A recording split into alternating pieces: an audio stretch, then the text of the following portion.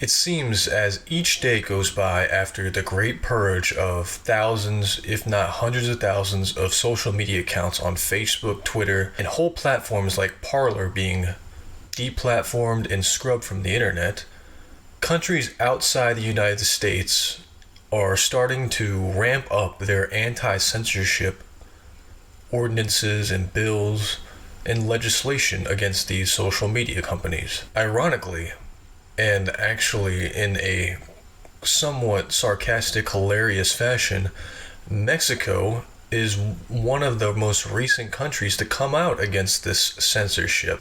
The reason it's ironic is because this was one of, let's say, the former president's greatest adversaries closest to the US. They didn't always see eye to eye, we'll say.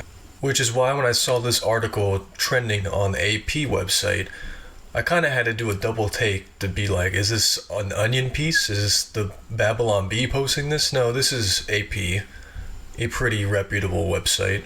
The article, written by Mark Stevenson, states Mexican president mounts campaign against social media bans. According to the AP in Mexico City, Mexico's president vowed Thursday to lead an international effort to combat what he considers censorship by social media companies that have blocked or suspended the accounts of US President Donald Trump. This is all following the events that took place almost a week ago now, I'd say 4 or 5 days since this recording.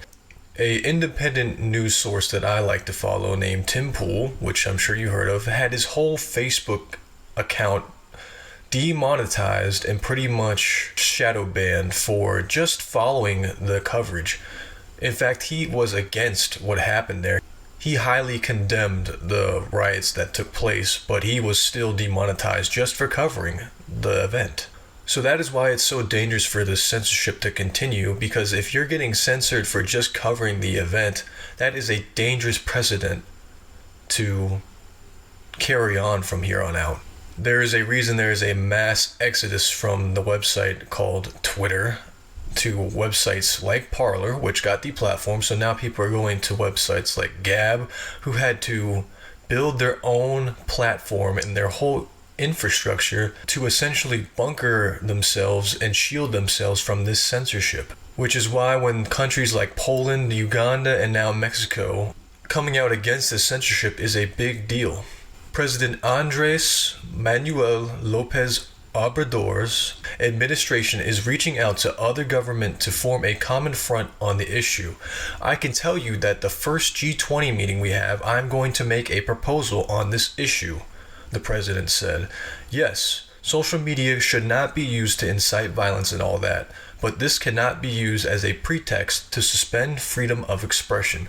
So this seems to be a similar sentiment that Poland has been saying, that Uganda has recently said a couple days ago. How can a company act as if it was all-powerful, omnipotent, as a sort of Spanish Inquisition on what is expressed, he asked. Foreign Relations Secretary Marcelo Ebrard said Mexico is starting to build an international campaign around the issue.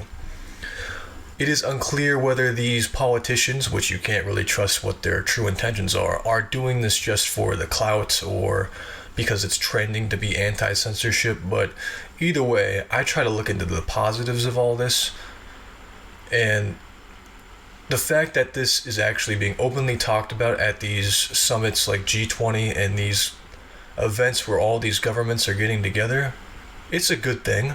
Will anything happen because of it? That remains to be seen. Given that Mexico, through our president, has spoken out, we immediately made contact with others who think the same, the Relations Secretary said, noting they had heard from officials in France, Germany, the European Union, Africa, Latin America, and Southeast Asia. That is a vast majority of the planet, of the continents, of the countries. But it seems like the United States, which is supposed to be this innovative, democratic country, is for some reason running behind or running late to the party. German Chancellor Angela Merkel is among those who have publicly criticized the action against Trump. Her spokesman said Monday the German leader found it problematic that corporate managers could deny some someone access under the rules not defined by law. These leaders that are coming out and, I guess, supporting Trump, it's very ironic because they had public quarrels against each other. So these social media companies must have stepped over a line that is very controversial for these leaders that had problems with Trump when he was in office coming to his defense. It's very interesting. Poland's prime minister, I won't even attempt to pronounce his name because I am terrible at pronouncing Polish names, later called for new regulations that would govern the use of Facebook, Twitter, and Instagram in the EU. Without mentioning Trump's case, he said that the owners of corporate giants should not decide which views are right and which are not.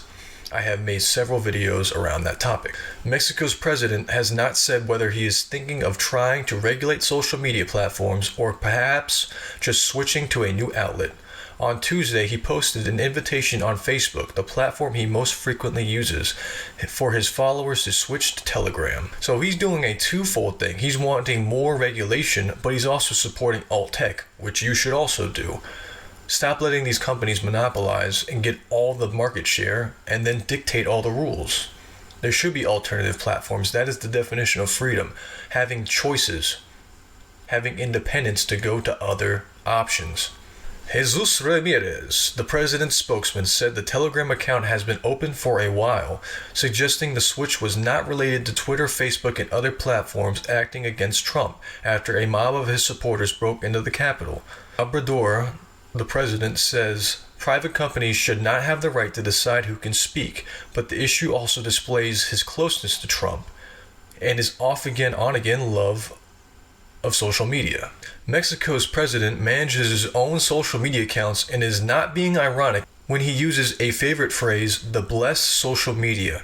When he talks about the blessed social media, he is referring to the citizens who use it freely to express opinions freely and get information. The mass use of social media has allowed his message to get through, when before it was blocked by traditional news media. And that is one of the positive of these social platforms, is speaking directly to your audience. You don't need a third party. You don't need a medium to express what you really think to the public. It is when these social sites go in and try to fact check you and say, oh, this can't be disseminated, don't say it. This is disputed, this is false. That is where the real problem lies. And now this is a recent story where Republican state lawmakers in North Dakota want Facebook and Twitter to face lawsuits from users who have been censored. So now states are trying to regulate social media independently from federal law. So for some reason, states are having to implement these laws rather than at a federal level, which will take years to do. There's 50 states. If each state has to go in and make their own laws, it's not going to work. A bill submitted by the 6 legislatures last week is titled An Act to Permit Civil Actions Against Social Media Sites for Censoring Speech.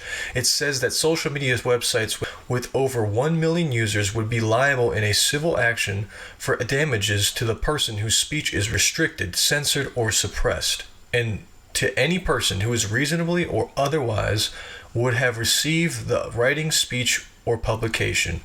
Payouts for censored users would include damages for compensatory, consequential, and incidental damages. That is a mouthful. But here's the problem.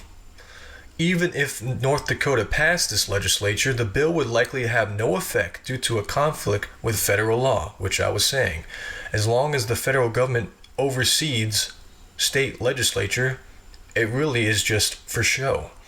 The proposed law would immediately be deemed void as preempted by Section 230, which I might make a whole video on Section 230 on why that supersedes anything these states could legislate. Section 230 is a U.S. law enacted in 1996 to say providers and users of interactive computer services shall not be held liable for any action voluntarily taken in good faith to restrict access to or availability of material that the provider or users considered to be obscene, lewd, lascivious, filthy, excessively violent, harassing, or otherwise objectionable, whether or not such material is constitutionally protected. Well, you basically covered all the bases there, using every damn word in the dictionary.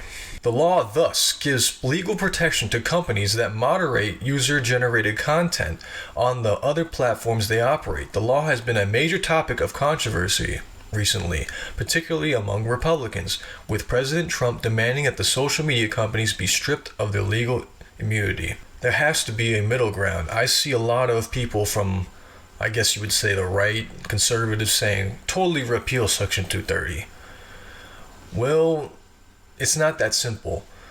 See, Section 230 gives people rights that are good, where you can say pretty much anything, but it's when the social media companies are protected by this Section 230 and make their own rules around it, that is where the problem lies. So if you totally strip away Section 230, then it gives all the power back to the government. It has to be a fine balance. Social media companies, government, somewhere in the middle. That is where we need to have it.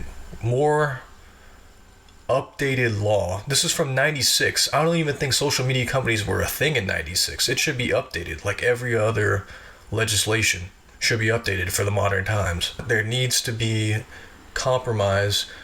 That is the problem with these social media companies, and again, that's just a microcosm of what society is today. One extreme or the other, we got to take away Section 230, or we need to embolden Section 230, make it stricter. We got to have compromise, people. It's all take a deep breath. What happened was almost a week ago. It'll pass. Let's not let anything like it happen again. But please, let's just remain calm and be rational. And that is it for today's video. Please hit that like button and subscribe if you haven't already and want to follow me on this journey I am taking. Like I said in a previous video, I'm trying to get into graphic design. I do it on the side. I'm trying to make a website where I can upload and share some of my posters, maybe t-shirts in the coming weeks. Stay tuned for more on that front. I plan on making videos 3 to 4 times a week. Some of it will be like this, news that's not really covered by the mainstream media, and spiritual information. Thank you for watching. You are appreciated. I hope you have a great rest of your day and an amazing year in 2021. Namaste.